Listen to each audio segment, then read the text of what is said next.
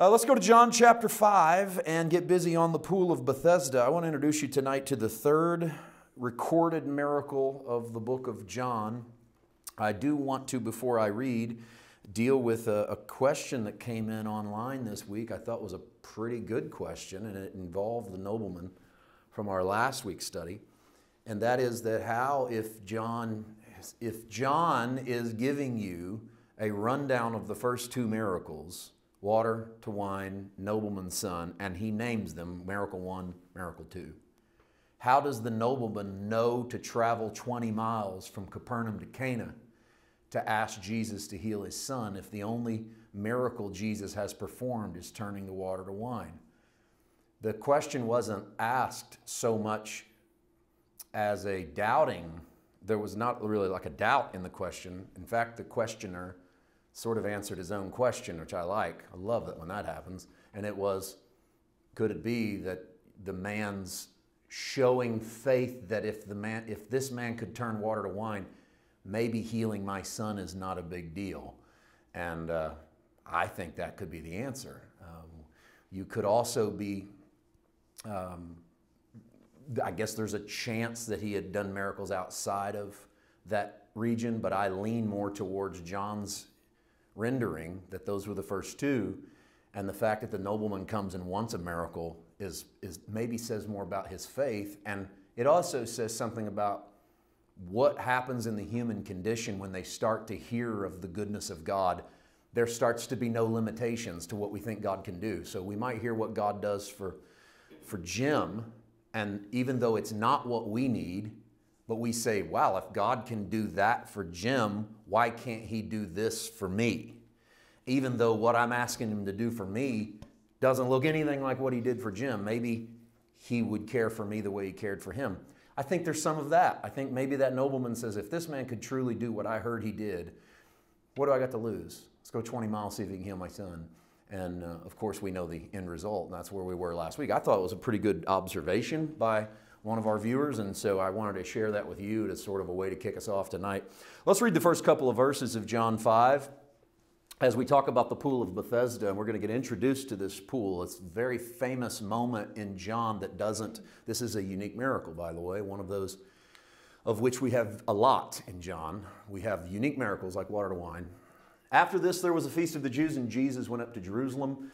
That phrase, after this, there was a feast, John loves to do this. This doesn't translate well into the English, but it's pretty good in the Greek. We're not, word for word's tough, okay, Greek to English.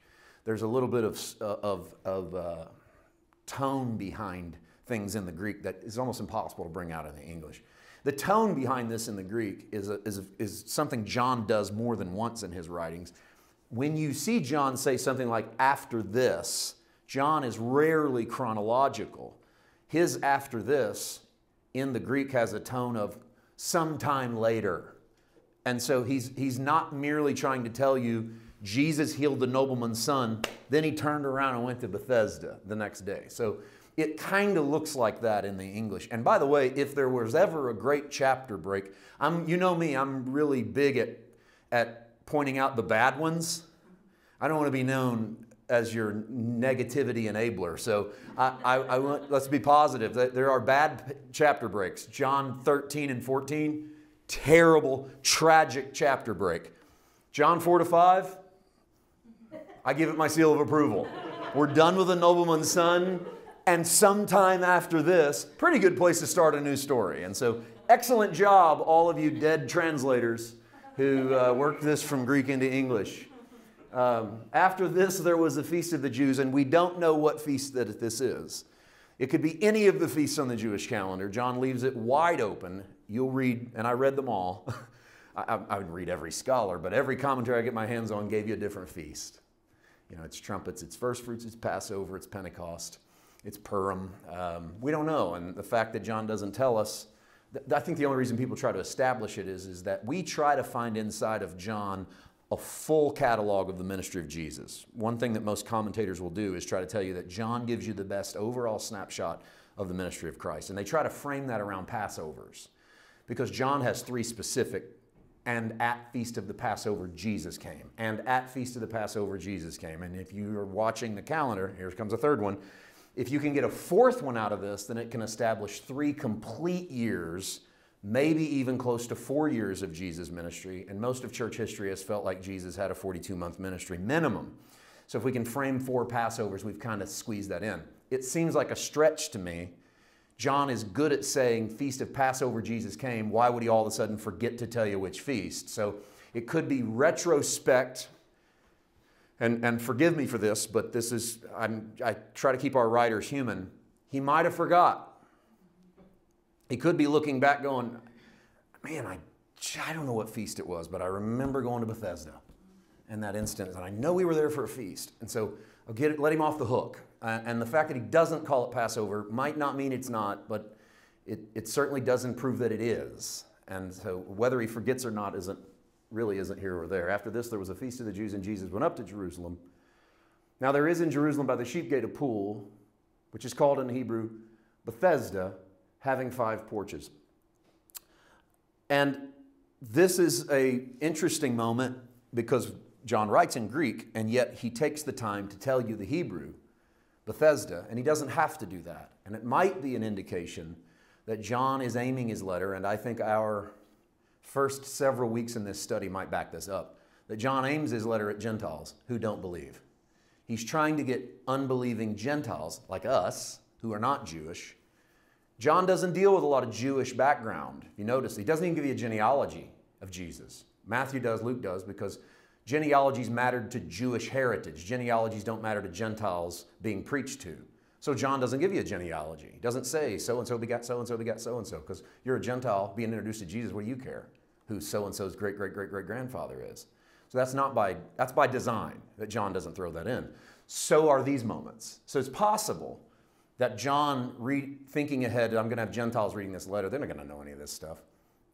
And so he says the Hebrew. Now, I don't think you're being fair to Bible study if you don't point out things that are possibilities even if they don't fit your narrative. And I have one in this text that doesn't fit my personal narrative, okay? But I'm not scared of that, because I think if you can't bump up against stuff that doesn't fit your narrative and deal with it, you're not being honest as a student. I like what N.T. Wright says to all of his university students on the first day. Welcome to university. This is not the place you come to get answers. This is the place you come to ask the right questions. And so I approach Bible study that way. And you do Q&A all the time. People go, what do you think about this? My thing is, I love to walk out of that room and go, those were good questions. It feels better to me than to walk out and say, boy, I think I gave some good answers. Because the reality is my answer might shift as my revelation shifts. And so the questions go the same way. John, this could be minor, but I think it's worth me pointing out. And you decide if it's major or minor. I've told you from day one that I think John is written on the other side of the fall of the temple, the other side of 70 AD. Know all of it, and I don't want to get into the myriad reasons why, but just superficial. The whole Sea of Tiberias bit is more of a late 1st century literary device. John's the only one called Sea of Galilee, Sea of Tiberias. Nobody did that pre-AD 70. John never mentions the Sadducees. They vanish in AD 70. John has no Olivet discourse. He doesn't talk about the eschatological end of the world. Maybe it's because for Israel, the eschatological end of their world had ended when the temple came down and it's no longer there. But there's a verbiage in this passage. Now there is in Jerusalem by the sheep gate a pool, which is called in the Hebrew Bethesda. And those who try to establish this book as being written prior to AD 70 say, John, if he was writing after AD 70, should have said, now there was in Jerusalem by the sheep gate a pool called Bethesda. You see the difference? Because if you're standing on the other side of the fall of the temple, you might say to people, there used to be a sheep gate in Jerusalem by the pool. I don't buy that as sort of, dead-on evidence of the dating of this book. I don't know that one moment supersedes what seems to be the other internal evidence. But I also think that there's a possibility that at the time he writes this, the sheep gate is still there. It doesn't mean that the temple's standing, but that maybe that area as Sheepgate was still known as Sheepgate. We don't know where this is, by the way. Archaeology has found what they think might have been a sheep gate. And we're not even really positive what a sheep gate is. But what most scholars think that it was the place where literally the shepherds marched their sheep into the temple courtyard to sell them to prospective worshipers, people who come to temple. They don't have a sheep or a goat or a pigeon or a turtle dove, and why would you? You're going to buy it there. Don't carry with you what you can buy at temple. And so they come to temple and they buy it and they sacrifice it. Well, those come from somewhere, and that comes through the sheep gate. But what we do have is a place in the Hebrew called Bethesda, having 5 porches. And Bethesda is Hebrew for house of mercy. Bethesda is kind of a common word for us now, especially in the medical community. Nearly every big city has a Bethesda hospital. I think it's even a city in Maryland, right? It means in the Hebrew tongue, it means house of mercy. It's a compound word. And I point this out just for Bible students who like this stuff, so to help you when you study the Old Testament, because they're all over the place in the Old Testament. It's a compound word of Beth. You see Beth in Hebrew, sort of a prefix in front of almost a prefix in front of a root word. It's kind of the way it works in Hebrew for this word. Although in Hebrew it would have been written backwards. So technically it would have been hesed. That's kind of that's that guttural. I had a seminary professor who loved doing that. And if you didn't go, you didn't get it right. So chesed. So it would technically be chesed Beth, because it's backwards. But house of hesed mercy. And then when you transliterate that to English, we clean it up because we don't like in the English to go Bethesda. So we cleaned it up a little bit in English and we call it Bethesda. So that's the compound word, Beth, house of mercy. I'm going to give you a few examples from the Old Testament. Bethel, this is the place where Jacob wrestles with God, and then he goes to sleep and he sees angels going up and down on the... Actually, that's 2 different stories. He goes to sleep and he sees God at the top of the ladder. I think I talked about that last week, perhaps. And then the angels are going up and down on the ladder, and he wakes up in the morning and he goes, surely the presence of the Lord is in this place. I didn't know it. And he calls it Bethel, Bethel's house of God. Bethlehem, Lehem is a house of bread. There's a fascinating moment in the book of Ruth where there's a famine in Bethlehem. So Naomi and her husband and their boys leave Bethlehem. And the irony in Ruth 1 is that there is no bread in the house of bread. And I was real clever at one point in my ministry and did a sermon called No Bread in the House of Bread, because I thought I was being pretty slick. Preached it out of Ruth 1. Beth Shemesh. Beth Shemesh, I know probably nobody remembers Beth Shemesh. This is one of my favorite ones.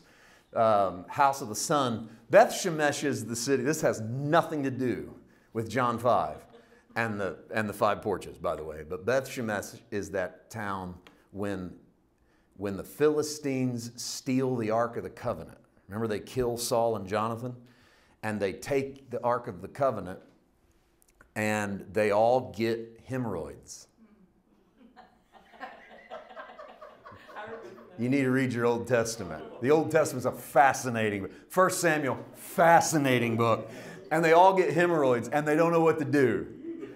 And so they start talking to one another, and they say, something's wrong, because ever since that box came in here, this is the Ark of the Covenant, ever since we got that box, we've got these hemorrhoids. What do we need to do? And so they decide to send, they say, well, what do we got to lose? If this thing is really powerful and belongs to God like Israel says it does, then God needs to take it back. And so the Bible says they go get 2 milch kine. If you've ever read the Old Testament, well, what's a milch kine? That's an old English way of saying 2 cows that just calved. Now, a cow that's just calved is not leaving her calf and not letting you take her calf. And so the Philistines do the only thing they can imagine would take a miracle. They go get 2 cows that just calved and yoke them to a cart and put the Ark of the Covenant on it. And they say, if this thing belongs to God, it would take only God could get 2 cows that just calved to walk away from their calves. And the Bible says the 2 milch kine take off walking down the road to Beth Shemesh, mooing to the left and to the right all the way down the road, but they keep moving forward. And then all the men get healed of hemorrhoids. strangely enough, they put this makes the story even better. They put a golden jar of hemorrhoids in there and send it back to the children of Israel. I've always wondered what a golden jar of hemorrhoids looks like. It's technically, I said that wrong. The adjective should be in front of hemorrhoids, not jar. They were golden hemorrhoids in a jar. There it is. I don't know. That you ask the Lord about that one. I gave you all that just to get Beth Shemesh squeezed into this lesson. I mean, when do you get to talk about that stuff, you know? All right. John chapter 5, verse, let's get this story going. John 5:3. In these, and in these I mean 5 pools. Keep the number 5 in mind because there's a little more numerology tonight than I'm used to, and I'm going to tell you why in a moment that I do that. It's more the broad view than the intense view. There's a reason. In these lay a great multitude of sick people. In these are the 5 porches. Blind, lame, paralyzed, waiting for the moving of the water. For an angel went down at a certain time into the pool and stirred up the water, and then whoever stepped in first after the stirring of the water was made well of whatever disease he had. I want to emphasize something real quick before I really introduce that. Well, let's go the other way. Let's introduce the pool. The pools are 5 porches, really meaning 5 different pools, reservoirs of water, out of which there were probably conduits that flowed one pool to the other. This is probably a freshwater spring that has been tapped in Jerusalem, and then out of that one pool of spring, it divides off into 4 other pools. So a total of 5 porches, which would be 5 elevated levels. Now, just like any warm springs, of which I know there's been a few famous in Georgia, even in our nation's history, warm springs. I think FDR came down here during his presidency and tried to find some sort of relief for polio at warm springs in Georgia. That's pretty common throughout man's history. So whenever sick people, blind, lame, paralyzed, find warm springs, there's always more prone, like a wounded animal runs to water. Humanity, it's in our biology. So to find healing, we run to water. It's no coincidence that Jesus pitches himself as water over and over and over, particularly in John. Why? Because you're dealing with wounded humans. And so wounded humans need to run to the water. So Jesus is always offering people water. He's always offering people the chance to live again. It might go deep to our core of biology, because even in the earliest phases, God hovers over water and brings life out of darkness in the book of Genesis. And so this story is sort of a microcosm in some ways of Israel. 5 is Israel's number of grace. And so I think you're about to see John do something here that's a bit unusual. And I will run with him a little bit on the numerology, because I think he's doing this on purpose. He's already introduced you to a Hebrew word. Therefore, he wants you to think in Hebrew terms, because he's saying Bethesda, house of mercy. There's a merciful event that is happening here. There's a merciful event that's about to happen here. There's 5, God's number of grace and mercy.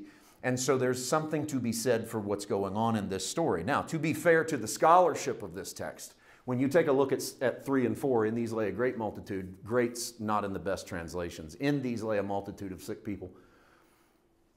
Blind, lame, paralyzed, we'll get into those words in a moment, because some of them have a little bit better translations. Waiting for the moving of the water. For an angel went down at a certain time into the pool and stirred up the water. Whoever stepped in first after the stirring was made. That 4th verse is a tough one to swallow. This is unique. There's nowhere else in the Bible that we have this kind of an event happening, where an angel is showing up, and it appears as if every now and then an angel materializes from the spirit realm into the natural and maybe reaches down with his finger and stirs the water, and people are jumping in to be healed. But there's no evidence here that anybody approaches the angel, which would be odd to me, or that anyone shrinks away from the angel, which would make even more sense, because in the Old Testament, Israel runs away from angels, not towards them. If you go back to that Old Testament while you're looking at hemorrhoid passages in Samuel, and watch all the moments where angels appear to humans and they shrink away and they feel like they're about to die. In fact, for a Hebrew, if you saw an angel, you're about to go home. You're about to die. And so it's a little odd to me that this text exists until you start to consider that in the oldest Greek manuscripts we have, this is not there. In fact, the oldest Greek we have says this: in these lay a multitude of sick people, blind, lame, paralyzed. And then that's it. There's nothing. It goes right into Jesus comes in at this pool. And so the very oldest, the earliest Greek we have doesn't contain waiting for the moving of the water. They waited for an angel to come stir the waters. However, this is a weird one in Bible study. As early as the 2nd century, we have evidence, because thank God people wrote things down. You know, they were teaching things and they wrote down what they taught. We wouldn't know much about anything. And if the next generation relied on us to write stuff down, our next generation would know nothing. But they wrote stuff down. As early as the 2nd century, Christian teachers were teaching this. And yet there wasn't a Greek manuscript that said it. So we run up against a weird one here in Bible study. And that is that our earliest Greek doesn't contain this magical moment. Forgive that word, but it's the best I've got there. Okay, maybe miraculous moment. It's not going to be a miracle like we're about to see. So magic compared to what's coming up. But our early church fathers, 150 years after Christ, were already saying, hey, in John 5, there was an angel that would come and stir the waters. And so we don't know where they got it, okay? So either it was an oral tradition passed down by the disciples but not included in John's earliest writing, or we still just haven't found the oldest Greek manuscript. John wrote it and the next translator dropped it because he didn't believe it. I don't know. Or I should have said the next scribe, because that's how they copied it, was by hand. And so, again, I just throw that stuff out there for you. I'm not here to convince you that's in the text or not in the text. Personally, for me, it doesn't matter, because I look at this story this way. Jesus goes to an open-air hospital where there are paralytics, lame, blind, people who are desperate for the warm springs of the water they have. They're looking for a natural remedy in a natural world, hoping that there's something supernatural in that natural water. Whether or not they see an angel or not doesn't matter to me, because it's what they go to the waters looking for that matters to me. And it's what mattered to Jesus. So Jesus shows up. There's so much more to learn here than to get stalled out in whether or not there was an angel that stirred the waters. And so that's as much of that as I want to do. What I do want to look at is what might these illnesses be? What might this be saying to us from a broader context? Because in this story, we see Jesus at these 5 pools, but we're to see something deeper here than just a bunch of paralytic folk. So, stirring of the waters made well of whatever, look at that, of whatever disease he had. Take a look at them. Certain man was there who had an infirmity, 38 years. This is one of the men with a very interestingly specific number of years that he has had this infirmity. When Jesus saw him lying there and he knew that he had already been in that condition a long time, he said to him, "Do you want to be made well?" The sick man answered him, "Sir, I have no man to put me into the pool when the water is stirred, but while I'm coming, another steps down before me." Now, we're going to get to all of that. We're going to try to get to all of that tonight. There's a lot of good stuff there. Take a look at these sicknesses. I want to just ask you, what might these illnesses be symbolic of? And I say considering the context, okay? Now, we're going to deal with these. And I mean, you're going to peek ahead and look at them, I know. But I just want to say this before we do, is what might these be? I don't believe that you should hyper-spiritualize every text. It's one of the things I've tried to teach you carefully is don't run after the secondary when the primary is staring you in the face. And this is where a lot of people fail to me in Bible study, is they open the Bible and they start trying to come up with a revival sermon because you got to be clever.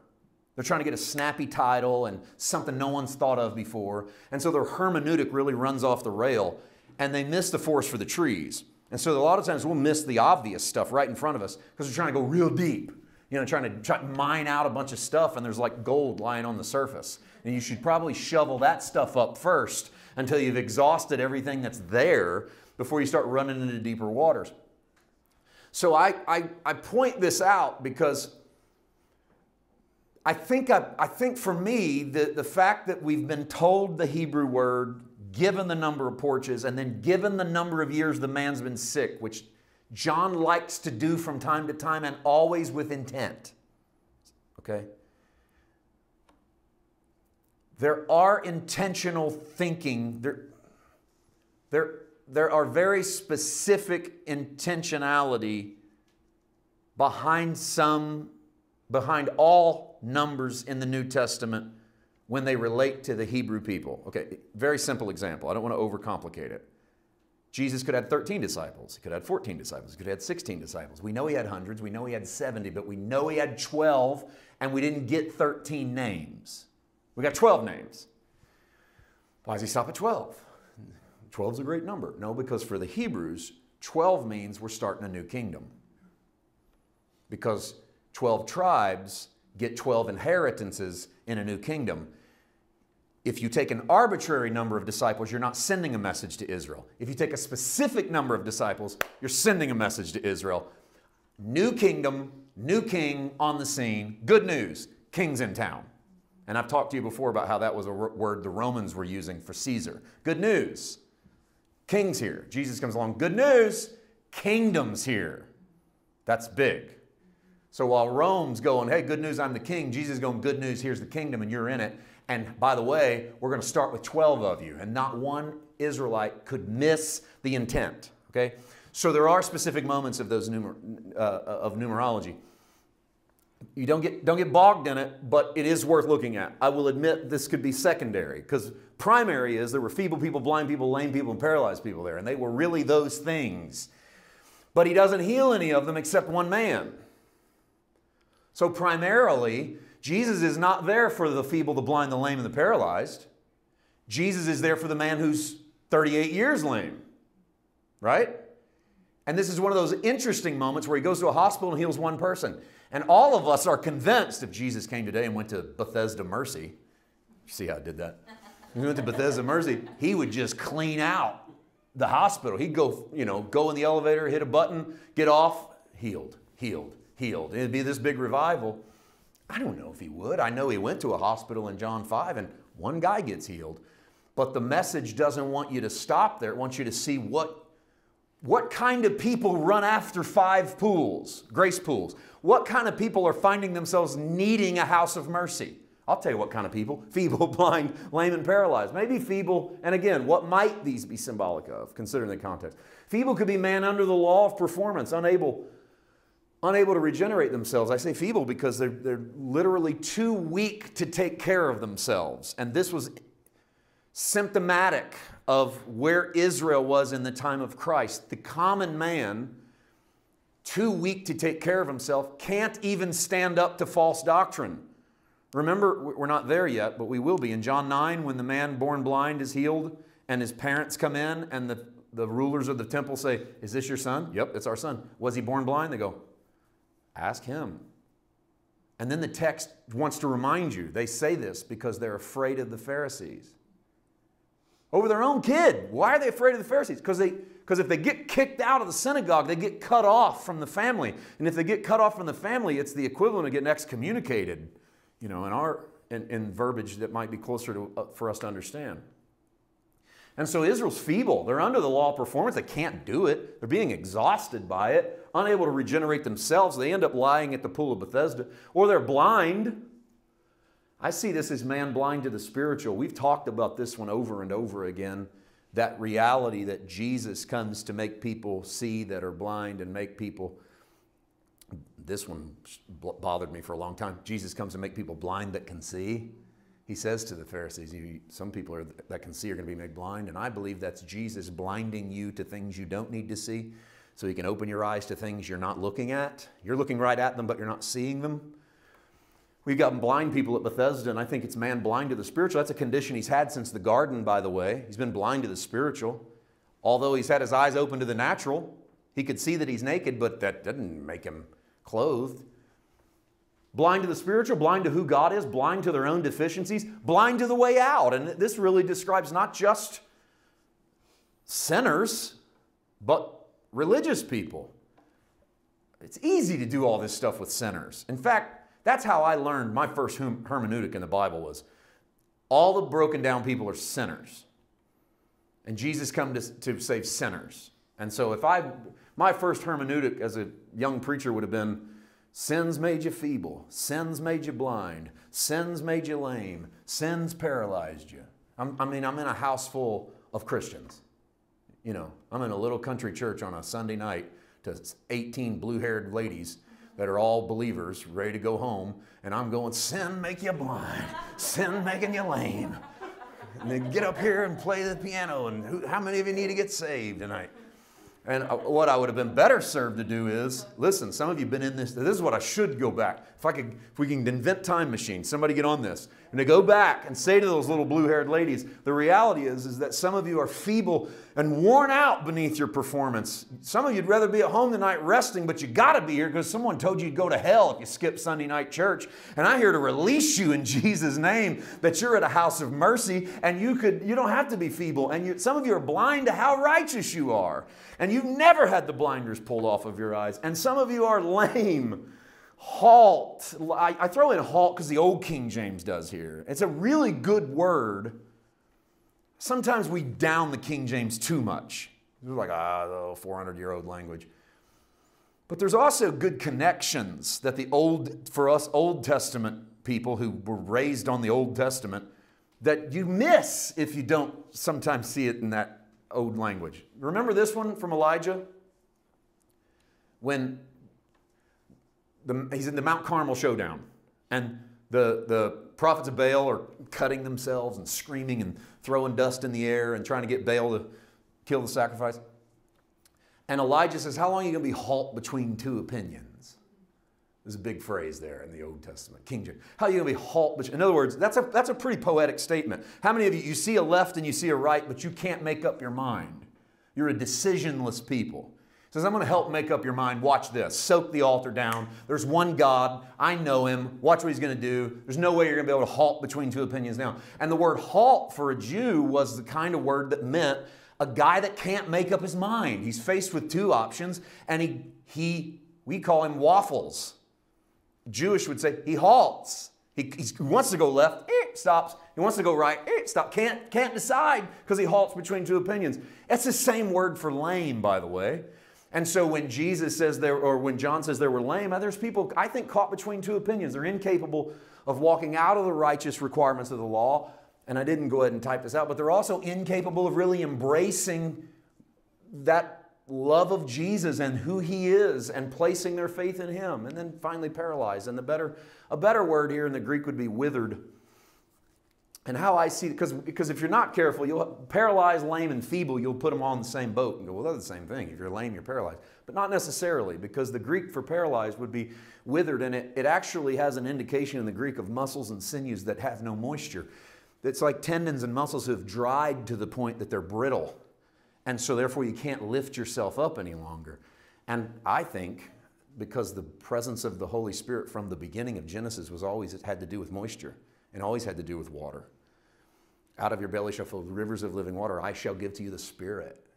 And the Spirit of God hovered over the face of the waters. So it's always that direct connection. And so to me, paralyzed and withered, muscles and sinews without moisture, it's void of the presence of the Spirit. And this is the populace that Jesus walks into in this moment. John 5:5. I'm going to go back and I'm going to show you this certain guy. I got to speed up. We got really sidetracked there for a little while on Beth Shemesh and Milch Kine. Now a certain man was there who had an infirmity 38 years. What might this 38 years have to do with? And this is one that I haven't heard anybody else teach. I want to say that first of all, full disclosure. Several years ago, I was just poking around in this story and thought, this is odd that the text would tell you he's had this 38 years. I mean, he didn't have to tell you that. It doesn't tell you how long everybody's been sick. I mean, when blind Bartimaeus is next to the road, he doesn't come up and go, I've had this for 14 years. Sometimes we get it, but when we get it, we always get it for a reason. Remember the woman with the issue of blood who'd had that issue 12 years? And then Jesus is on his way to Jairus' house at the same moment to heal a little girl who's how old? 12 years old. Gospels are sending you a message, by the way. A woman with the issue of blood 12 years can't have kids. And the kid Jesus is going to heal is 12 years old. So Those two stories are linked. You can do that study on your own. That's a pretty cool one. But what is this man with 38? I believe it has to do with the Old Testament. I believe it has to do with Israel, and I think everybody who read this who was Jewish would have got it. But this story is to Gentiles. What might we be able to glean? Look at this promise from Numbers 14. Numbers 14, 33, 34. Watch this. This is right after they decide that they're not going to be able to go into the promised land and take it. They're at Kadesh Barnea. We can't do it. Your sons shall be shepherds in the wilderness 40 years. Your sons shall bear the brunt of your infidelity until your carcasses are consumed in the wilderness. That's a tough line. That's better translated this way, because Hebrews does this too, the book of Hebrews. They carcassed in the wilderness. Hebrews is playing off of Numbers. Your sons shall be shepherds. They'll bear the brunt of your fidelity until you carcass in the wilderness. Another poetic way of saying, until you're all dead. Okay? According to the number of the days in which you spied out the land, 40 days. Have you ever wondered why God confined Israel to the wilderness for 40 years? It's because they went into the promised land and they spent 40 days walking around seeing giants and grapes. 10 of them come back and go, these giants are too big. 2 of them come back and say, the grapes are awesome. And for each day you shall bear your guilt 1 year, namely 40 years, and you shall know my rejection. And so this is God saying to Israel, here's the punishment you're going to get because you went into the promised land, you didn't believe you could take the promised land. Interestingly enough, though, when Deuteronomy starts to retell the story, Deuteronomy chapter 2, verses 13, 14, 15, now rise and cross over the valley of Zered. So we crossed over the valley of the Zered, and the time we took to come from Kadesh Barnea until we crossed over the valley of the Zered was 38 years, until all the generation of the men of war was consumed from the midst of the camp, just as the Lord had sworn to them. Interesting, because what did God promise them in Numbers? You're going to last 40 years in the wilderness and you're going to carcass and you're going to die. And then you get to cross over. And then when you get to the retelling in Deuteronomy, go back a screen. I just want to make sure you see this. God says, go over the valley of the Zered. We cross it. The time it took to come from Kadesh Barnea. Kadesh Barnea, that's where they said, we can't take the land. The giants are too big. And God said, okay, 40 years, you're going to die. From the time we come to Kadesh Barnea until we cross the valley of Zered was 38 years. Next screen. Until all the men of war were consumed from the middle of the camp, just as the Lord had sworn to them. For indeed the hand of the Lord was against them to destroy them from the midst of the camp until they were consumed. So what is the 2-year discrepancy? God said 40 years you're going to be there. And then it said 38. But if you'll notice, go back once again. I'm sorry, I'm taking you back and forth. God says from the time we were at Kadesh Barnea until we cross Zered is a 38-year time span. God doesn't count the time between leaving Egypt and getting to Kadesh Barnea. Neither does God count the time from Zered until they actually cross the Jordan. What you're seeing is that there was a bumper between Egypt and getting to the promised land. Then they won't go in. We're not going to go in. We can't go in. The giants are too big. And then they wander. God says you're going to wander 40 years, but God gives you wandering plus time served. And so they wander for 38 years up to Zered. And there's a buffer here too. And this is interesting. What's the buffer between Zered and Jordan? I find this interesting, and you're here, so get over it. That was your fault, by the way. So what's the buffer from Zered to the Jordan? Well, it would look something like this. Map time. All right, map time. This is Israel about 1200 to 1050 BC. This is according to the book of Joshua. I know we're not to Joshua yet. We don't need to be, because what Joshua does is actually tell you where all the tribes are. Okay? Now, Israel has spent this whole time, there's more to the map, okay? Israel has spent this whole time coming out here and just doing these little donuts out here and trying to get to this spot right here. This is the River Jordan. They need to pass in this valley between the Dead Sea and the Sea of Galilee, or to honor John, Sea of Tiberias. And this is the promised land. However, on their way there, Reuben, Gad, and half the tribe of Manasseh say, this land over here is really sweet because look how fertile, river bottom land is fertile. And so they get to near the Jordan and go, we don't want to go over here. We want to stay over here if we can. And so when they get to here, they start to conquer the land on the east of the Jordan. 38 years. They get here, they won't go over, they come out here and wander for 38 years until they come back to the edge, the east side, wrong side of the promised land. And they conquer it, and Moses initially doesn't want to do that. Moses goes, no, I'm not going to let you do that because what will happen is you'll stay over here and start planting crops, and we need you over here fighting battles. And they make a deal, and they go, no, we won't. You give us this, we'll leave our wives and our kids, we'll go over and we fight. And they do. And they are rewarded by being able to come back after the conquest of the land. Joshua tells us. They get to come back, Reuben, Gad, half the tribe of Manasseh. And they get to take their lands on the east. So the 38 years is not a misprint. It's 38 years from the time they said they couldn't take it to the time they start taking it. And God counts the 2 buffer years as time served.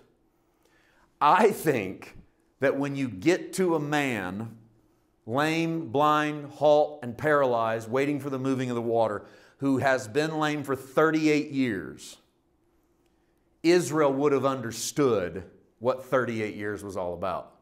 38 years of desperate paralysis, feeble, blind, miserable, lame, exhausted beneath the old covenant.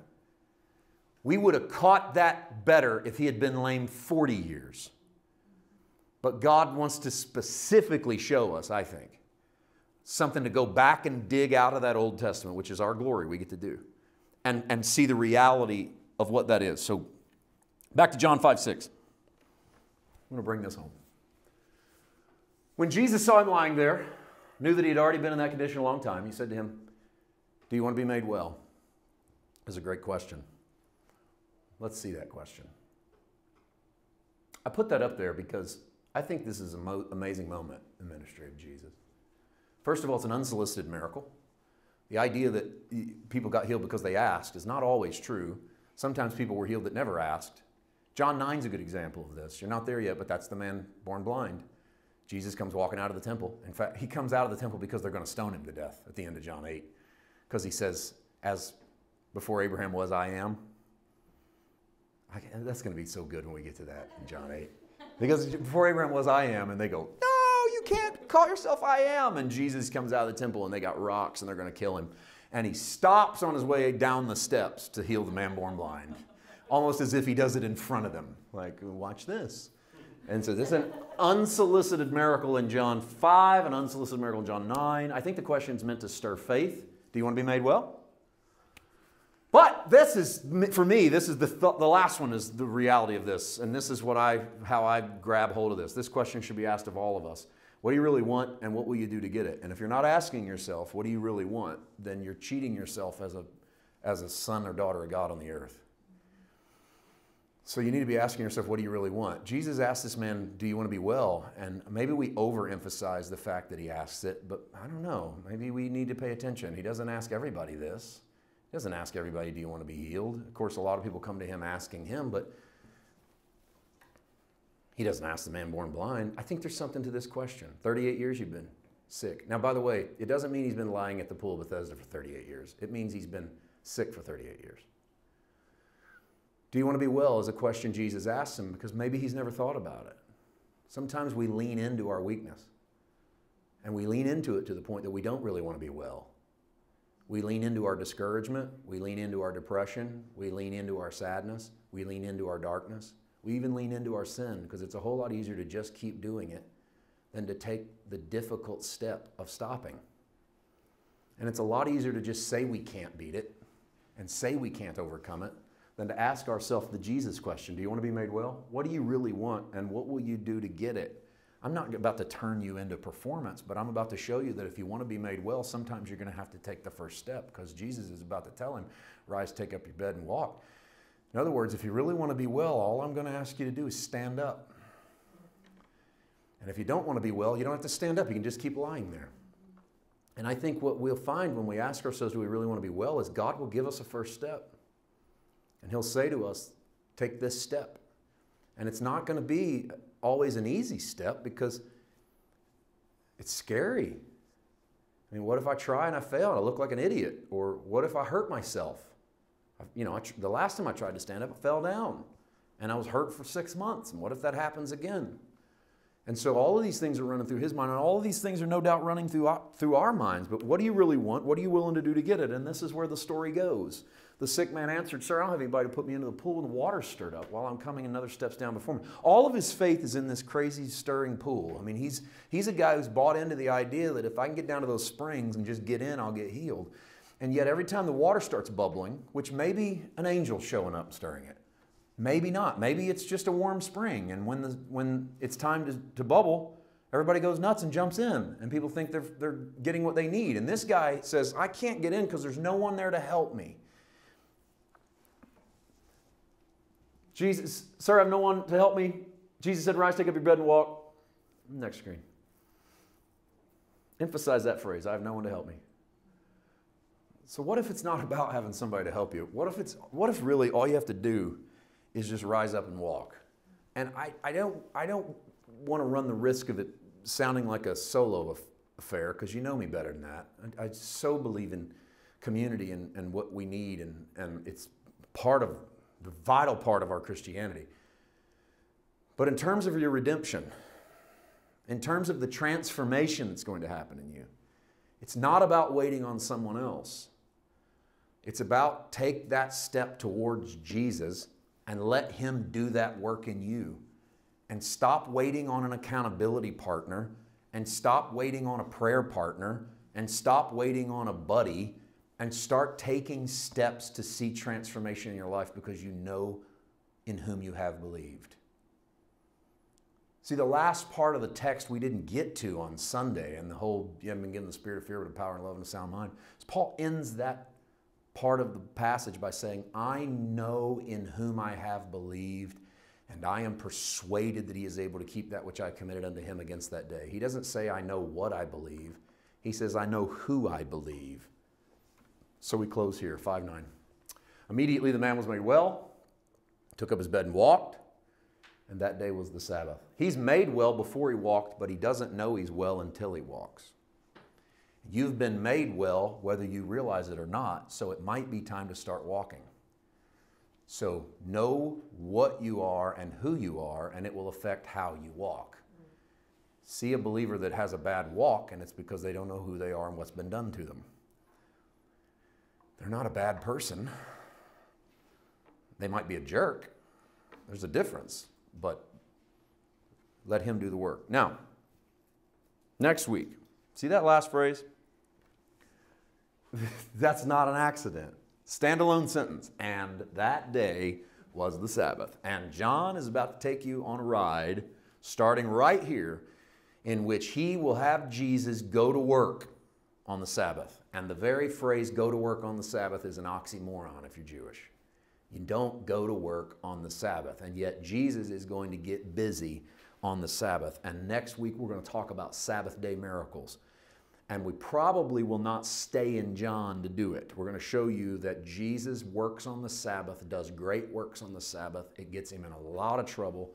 It's the first step towards His cross. So far to this point, He hasn't done anything too bad. And then He starts working on the Sabbath, and things are rough. And so we'll dig into that next week. And if you need homework, read 9 to 18. John 5, verses 9 to 18. It won't take you that long. It'll cover the story, the end of this story, and the beginning of the honor of the Father and the Son that Jesus talks about in the middle of 5. And we've got a great ride to go because, well, I better stop there.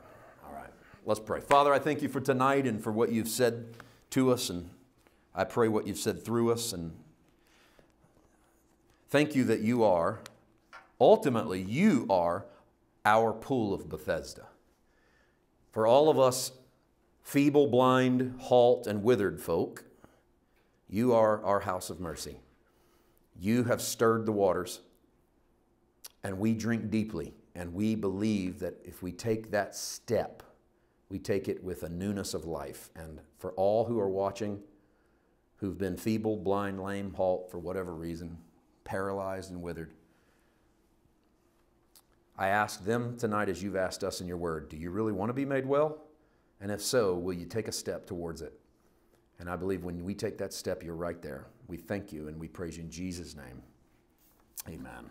I think it's why this story exists on a big level. The 30,000-foot view is that what God is showing you is that Israel was exhausted at the end of 38 years. They had died enough.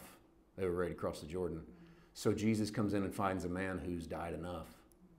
And it's finding that man. And this could be the capstone of this lesson that I might have to tag onto the end of that message, is the fact that Jesus comes in and only heals one man because there's only one man who's exhausted on his own performance. That's good. There's only one man there who's at 38 years. And I'm saying this metaphorically, but everybody else is still at 37 years and 35 years and 25 years and 10 years, metaphorically speaking. They all feel like, I can get in that water. So Jesus walks right past all of them. And he finds the one man who's done with the pool. And he goes, do you want to be healed? The guy goes, well, I would if I get in the pool. He goes, okay, I'll give you a better way. Stand up. This is your shot. And the man stands up. And there it is.